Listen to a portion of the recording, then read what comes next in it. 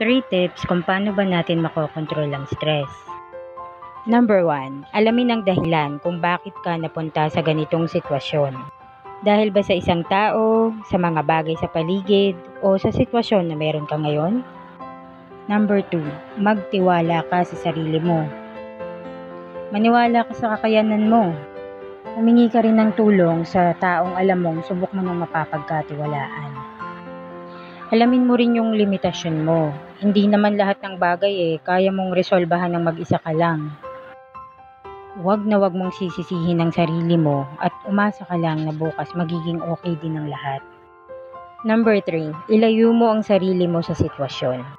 Humanap ka ng lugar na mapayapa, yung alam mong magbibigay sa'yo ng peace of mind.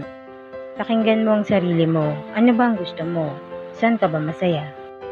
Huwag mong madaliin na iresolba ang lahat ng bagay. Wala naman tayo sa isang karera